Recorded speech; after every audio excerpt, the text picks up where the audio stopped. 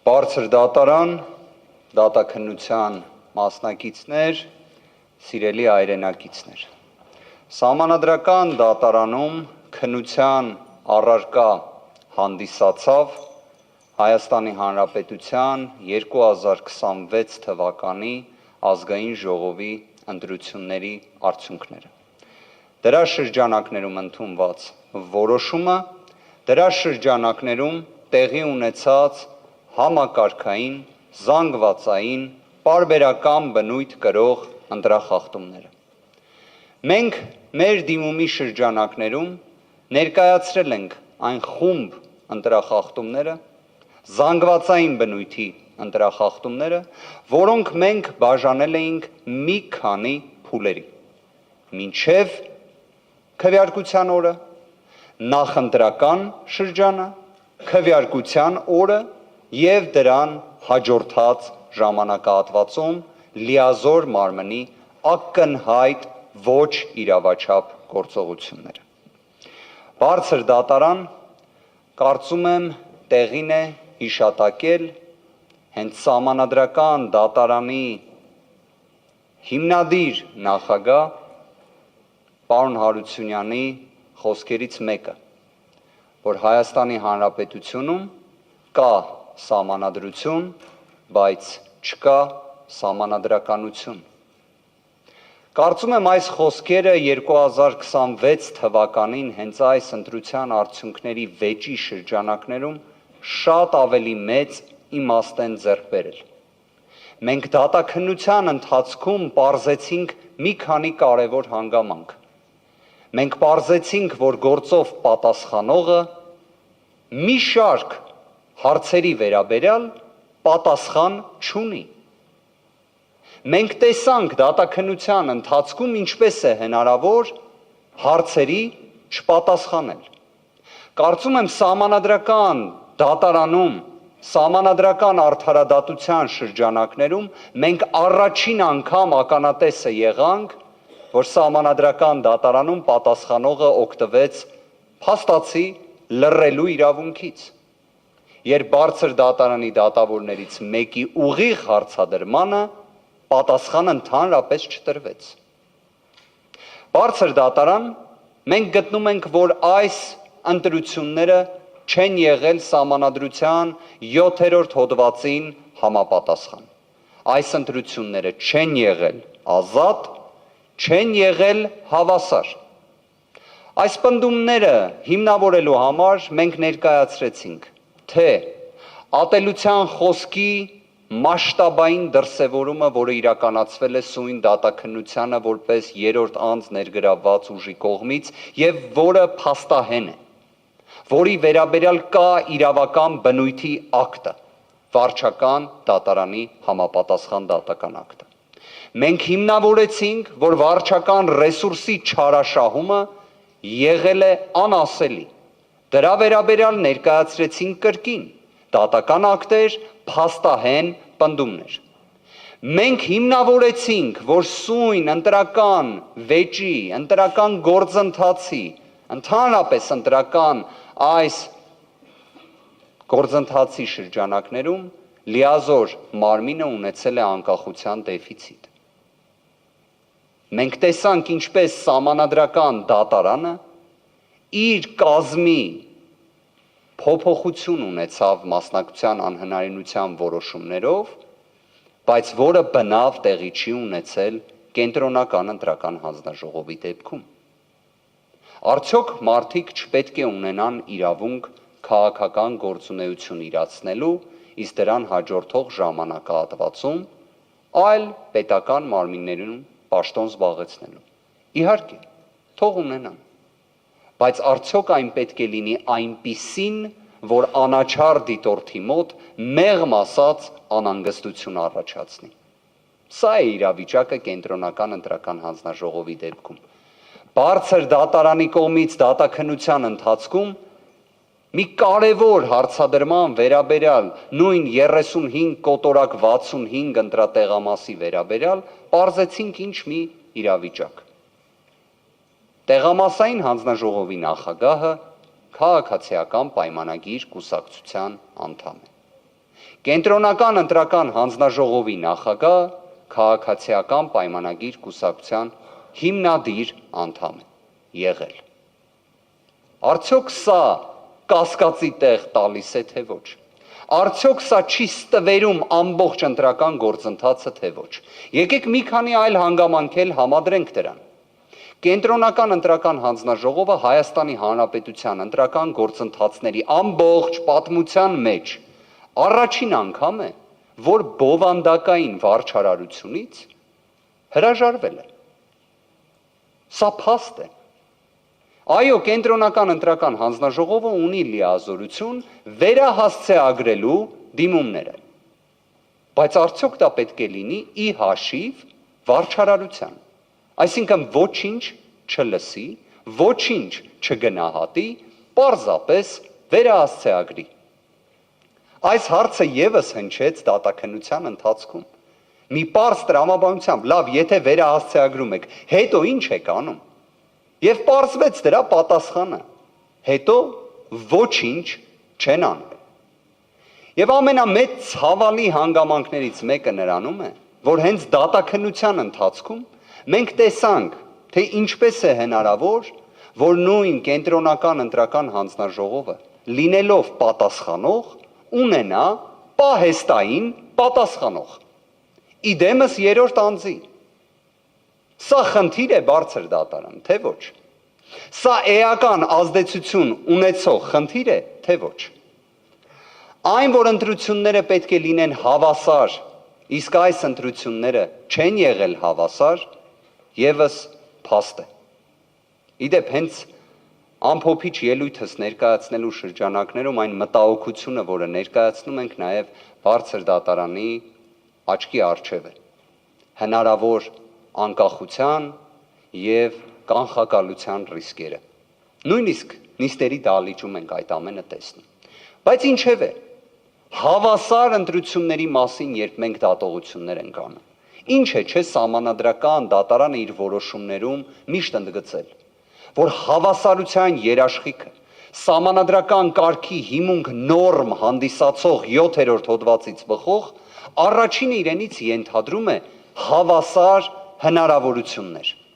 Հավասար հնարավորություններ բոլոր ուժերի համար, որոնք մասնակցում են ընտրություններին։ Ուժեղ Հայաստան կուսակցությունների դաշինքը նվազագույն դրա երաշխիքը չի ունեցել, որովհետև ուժեղ Հայաստան կուսակցությունների դաշինքի դեմ ապրիլի 7-ին ընտրական օրենսգիրք է փոփոխվում, որ անձնանուն չօգտագործվի, որ ուժեղ Հայաստան կուսակցությունների դաշինքի առաջնորդի Սամվել Կարապետյանի անունը չօգտագործվի, քվեաթերթիկում հանգարց չհիշատակվի։ Սամվել Կարապետյանը ամբողջ ընտրական գործընթացի ընթացքում լինում է տնային կալանքի պայմաններում։ Հռետորական հարց հնչեցնենք, իսկ եթե համանման պայմաններում լիներ մյուս ուժը, ում շահերին վերաբերում է այս վեճը, առավելապես ում շահերին վերաբերում է այս վեճը, արդյոք կլիներ ընտրության արդյունքները այնպիսին, ինչպես հրապարակել է կենտրոնական ընտրական հանձնաժողովը։ Թույլ տվեք ես ինքս պնդում կատարեմ, որ ոչ։ Հավասարության տեսանկյունից երբ խոսում ենք, բարձր դատարան, արդյոք կարող էինք նաև մենք, որպես ընտրություններին մասնակցող ուժ, ևս փետրվարի 7-ին հաջորդած ժամանակահատվածում օրինակ նպաստները բարձրացնեինք։ Կարող էինք, թե ոչ։ Թե դրա մենաշնորհը պատկանում էր մեկ կուսակցության։ Պատասխանը ակնհայտ է։ Այն պատկանել է միայն քաղաքացիական պայմանագրին, որովհետև փետրվարի 7-ին հաջորդած ժամանակահատվածում Հայաստանի Հանրապետությունում կենսաթոշակները բարձրանում են 10,000 դրամով, եւ դա իբրև ներկայացվում է մի գործողություն, որ ոչ մի կապ չուներ քաղաքական իրադարձությունների հետ։ Բայց եթե նման կապ չուներ բարձր դատարան, խնդրում եմ այս հանգամանքի շուրջ իսկապես խորհել։ Ինչի համար է 2025 թվականի դեկտեմբերին այդ նույն կուսակցության առաջնորդը ազգային ժողովի ամբիոնից հենց որպես վարչապետ հայտարարում, որ դրա կարիքը չկա։ Բարձր դատարանի դատավորներից մեկի մոտ կար մտահոգություն, թե արդյոք նման երևույթները ազդեցություն թողնում են ընտրողների կամքի վրա, թե ոչ։ Ես մեծ ցանկություն կունենայի, որ չթողեին։ Իրապես, անկեղծորեն եմ ասում։ Բայց երբ Հայաստանի Հանրապետությունում ծայրահեղ աղքատությունը, աղքատության ցուցանիշը այնպիսին է, ինչպիսին կա, հավատացեք 10,000 դրամը էական ազդեցություն թողում է ընտրության արդյունքների վրա, ընտրողների կամքի ձևավորման վրա։ Այո, դա այդպես է։ Եվ այո, դա փաստացի ընտրակաշառք է։ Որովհետև եթե դա չի արվում 2022 թվականին, չի արվում 23 թվականին, 25 թվականին հայտարարվում է, որ դրա կարիքը չկա, բայց 26 թվականին դա արվում է։ Արվում է նախագահի հրամանագրին հաջորդած ժամանակահատվածում։ Բարձր դատարան։ Մենք նաև ներկայացրել էինք քանակական, սոցիոլոգիական հետազոտության հաշվետվությունը, որը դատարանի կողմից որպես նյութ կցվեց սույն գործին։ Ըստ այդ հաշվետվության մեր հայրենակիցների ստվար զանգվածը նշված ռեֆորմը ընկալել է հենց քաղաքացիական պայմանագիր կուսակցության հետ։ Եվ ամբողջ խնդիրը ինչումն է, որ այդպես չպետք է լիներ, որովհետև Հայաստանում ընտրությունները պետք է լինեին հավասարության պայմաններում, բայց ինչպես դրանից ակնհայտորեն հետևում է, այդպես չի եղել։ Բարձր դատարան նաև շատ քննարկվեց դատաքննության ընթացքում հակակոռուպցիոն կոմիտեի գործողությունների հարց։ Հարուցված քրեական վարույթներ, մեղադրյալներ, մինչև սահմանադրական դատարանում դատաքննությունը այն դարձել էր հանրային մեծ քննարկման առարկա։ Առ այն, որ նշված երևույթը էական ազդեցություն է ունեցել ընտրության արդյունքների վրա։ Դատաքննության ընթացքում պարզվեց, որ այդ նույն հայտարարությունների հեղինակները այդպես չեն պնդում։ Քավլիցի։ Մենք այլ կոնտեքստում ենք այդ հարցին մոտեցել։ Մենք մոտեցել ենք այն կոնտեքստում, որ նշվածը դասական իմաստով սև PR-ի գործիք է հանդիսացել։ Օրինակ, հակակոռուպցիոն կոմիտեն կամ դատախազությունը բնավ չէին խոսելու նրա մասին, թե այդ նույն քրեական վարույթների, կալանքի միջնորդությունների ինչ մեծ զանգված հիմնավոր կասկածի բացակայությամբ մերժվել է։ Բայց դրա մասին հաղորդագրություն չի տարածվել։ Դատաքննության ընթացքում մենք ապացուցեցինք, ինչպես է հնարավոր մեկ անձի վերաբերյալ հրապարակել ձայնագրություն, վերագրել մեղադրանք, վերագրել դրվագներ, այնուհետև դրվագներից մեկը ընդհանրապես կարճվում է, մի մասով քննությունը շարունակվում է, բայց դրա մասին մեր հայրենակիցները չեն իմանում։ Բացասական նստվածքը մնում է։ Ըստ այդ նույն հետազոտության, որը մենք ներկայացրել ենք բարձր դատարանին, մեր հայրենակիցների 21%-ը լսելով այդ ձայնագրությունները չեն տվել իրենց քվեն ընդդիմադիր հայացքներ ունեցող ուժերի։ Ինչ ազդեցություն է հետևաբար այս ամենը ունեցել։ Մեղմ ասած բարձր դատարան էական։ Հակակոռուպցիոն կոմիտեն ինչի համար պետք է ներքաշվեր քաղաքական գործընթացների մեջ։ Ինչի համար։ Որն էր դրա հավելյալ արժեքը։ Որն էր դրա անհրաժեշտությունը։ Խնդիրը կանխարգելումն է միանշանակ ողջունելի գործողությունը։ Բայց բարձր դատարան, եթե դուք ժամանակ գտնեք եւ 1 րոպե տրամադրեք այդ ձայնագրությունները լսելուն, դուք կտեսնեք այդտեղ կանխարգելման մասին չի խոսքը։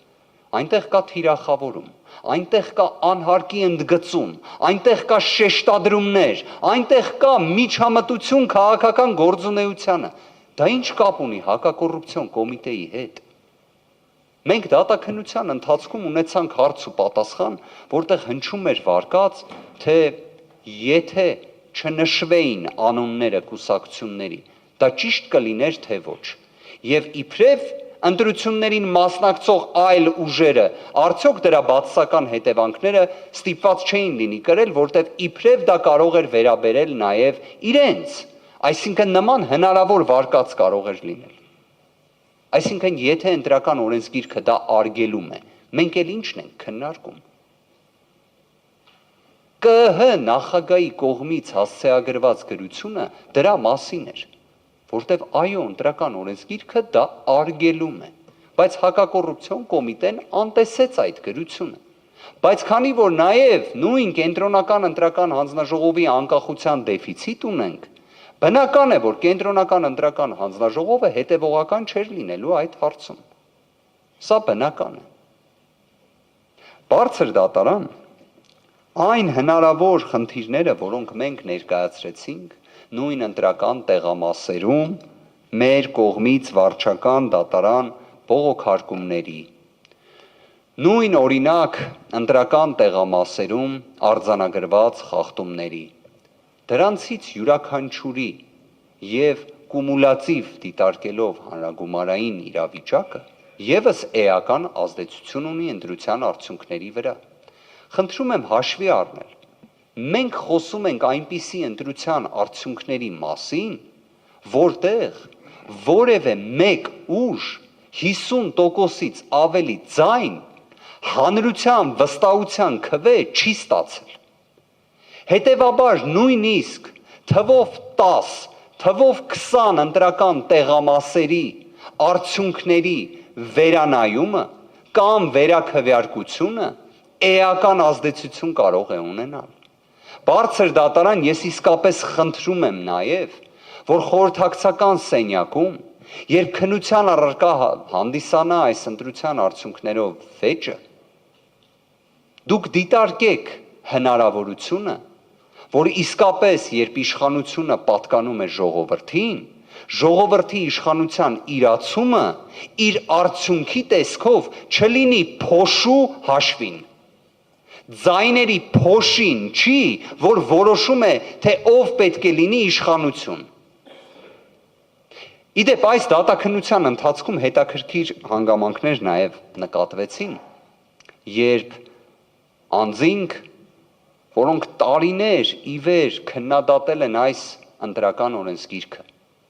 որոնք հանդիսացել են այս ընտրական օրենսգրքի դեմ մարտիկներ, բազմաթիվ բողոքներ են ներկայացրել, հանդես էին գալիս այս ընտրական օրենսգիրքը պաշտպանողների դիրքերից։ Իսկապես դա զարմանալի էր, բայց մի քանի հանգամանք էլ նշենք այդ մասով։ Երբ ընտրական օրենսգրքով նախատեսվել էր, որ ցուցակները ընտրություններին մասնակցած անձանց պետք է հրապարակվեն, որպես վերիֆիկացիոն մի նոր մեխանիզմ կամ լրացուցիչ գործիք, այն հիմնականում վերաբերում էր արտասահմանում գտնվող մեր հայրենակիցներին, հնարավոր այն դեպքերին, որ իրենց փոխարեն հնարավոր է մեկը քվեարկել է։ Բարձր դատարան մի կարևոր բացահայտում անում։ Այլևս նշված ցուցակները Հայաստանի Հանրապետությունից դուրս որևէ մեկը չի կարող ներբեռնել և ծանոթանալ դրանց։ Այլևս այն միայն Հայաստանի Հանրապետությունում է հնարավոր դիտարկել։ Սա լավ է, թե վատ է։ Կարծում եմ վատ է, որովհետև պարզապես իմաստազրկել է նշված գործիքը։ Բարձր դատարան, մենք դատաքննության ընթացքում բարձրաձայնել էինք 80,000 չաշխատող անձնագրերի խնդիրը։ Մենք բարձրաձայնել էինք ոչ հրապարակային ցուցակներում շուրջ 17,000 հայրենակիցների քվեարկության խնդիրները։ Օրինակ 80,000 չաշխատող անձնագրերի վերաբերյալ մենք լսեցինք, որ սա Հայաստանում ընտրական գործընթացների տեսանկյունից պատմական նվազագույն ռեկորդային ցուցանիշն է, լավ իմաստով։ Իսկ կարող էր նույն այդ պատմական ռեկորդային ցուցանիշը հասներ 10,000-ի։ Կարող էր, թե ոչ։ Ինչն էր դրա համար պետք, այսինքն պետական կամքը թող լիներ, որովհետև օրինակ 70,000 քվեն էական ազդեցություն է ունեցել ամբողջ ընտրության արդյունքների տեսանկյունից, թե երկրորդ փուլի նշանակման, թե ընդհանրապես։ Պարոն Վարդևանյան, զուտ ուղղակի հիշեցնեմ, որտեղի դուք կարողանաք կազմակերպեք։ Եզրափակիչ խոսքը մնացել է 5 րոպե։ Ես բոլոր ելույթ ունեցողներին 5 րոպե առաջ կնախաձգուշացնեմ։ Շնորհակալություն։ Ես եմ շնորհակալ բարձր դատարան։ Ինչ վերաբերում է 16,000-17,000 քվեարկողների հնարավոր կրկնա քվեարկության ռիսկերին։ Մենք դրա վերաբերյալ որևէ բովանդակային հակափաստարկ չենք ստացել։ Այդ կասկածը որպես խարան մնալու է։ Այդ ընտրությունների կազմակերպումը որպես ընտրողի կամքի ազատ արտահայտման միջոց որպես խարան մնալու է, եւ ես սա ցավով եմ ասում։ Որովհետեւ եթե մենք խոսում ենք ընտրողի կամքի ազատ արտահայտման մասին, դա պետք է լինի եւ ընտրական տեղամասում, եւ մինչ ընտրական տեղամասը։ Եթե անձին քվեարկության պրոցեսին մասնակից դարձնելը լինում է նման համակարգային կազմակերպված գործողությունների արդյունքում, մենք այդտեղ կամքի ազատ արտահայտում չենք ունենալու։ Իսկ կրկին այն մտահոգությունը, որը մենք ընդգծել էինք, մենք դրա փարատում չենք ստացել։ Հետևաբար չստանալն էլ իրենից ենթադրում է Սահմանադրության 7-րդ հոդվածի տեսանկյունից անհամատեղելի իրավիճակ։ Բարձր դատարան, մենք նաև այս ընտրությունները իսկապես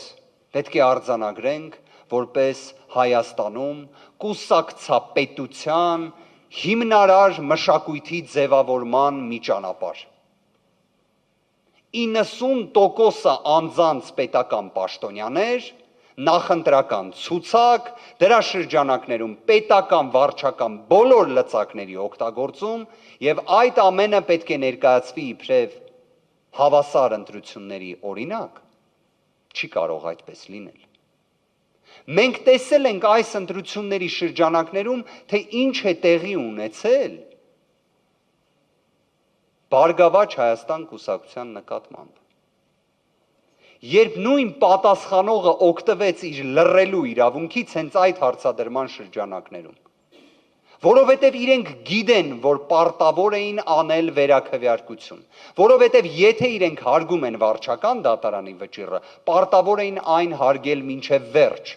ստիպված լինելով անել վերաքվեարկություն, չեն արել։ Բարձր դատարան, Սահմանադրությունը նախատեսում է, որ Սահմանադրական դատարանը լուծում է ազգային ժողովի ընտրությունների արդյունքներով ընդունված որոշումների վերաբերյալ վեճերը։ Սահմանադրական դատարանը վերիշխանական մարմին է։ Այո, Սահմանադրական դատարանի նկատմամբ լինի ճնշումը, լինի սկեպտիցիզմը, լինի օպտիմիզմի դեֆիցիտը, այդ ամենը իհարկե եւս կումուլատիվ էֆեկտ ունի, հատկապես երբ մենք դատաքննություն ենք ունենում ինտենսիվ աշխատանքային ծանրաբեռնվածությամբ եւ այդ ընթացքում քաղաքացիական պայմանագիր կուսակցությունը իրենց պաշտոններն է որոշում։ Իմանալով հանդերձ, որ նույն այդ որոշումները պարզապես կարող են ունենալ 0 արժեք, եթե Սահմանադրական դատարանը որոշում է ընտրության արդյունքները ճանաչել անբավեր, նշանակել երկրորդ փուլ կամ սահմանել մանդատների բաշխման նոր կարգ։ Սա արդյոք բացասական կարող է ազդել, այո, կարող է ազդել։ Բայց Սահմանադրական դատարանը վերիշխանական մարմին է։ Կարող է լինել այդպիսին, պետք է լինի այդպիսին։ Բարձր դատարան, մենք գտնում ենք, որ մեր դիմումի շրջանակներում ներկայացված ընտրախախտումները եղել են զանգվածային, եղել են համակարգային եւ բավարար են, որ Սահմանադրական դատարանը պատասխանողի ընդունած որոշումը ճանաչի անվավեր։ Իսկ բխող հետևանքները թող որոշի բարձր դատարանը։ Շնորհակալ եմ։ Շնորհակալություն, պարոն Վարդևանյան։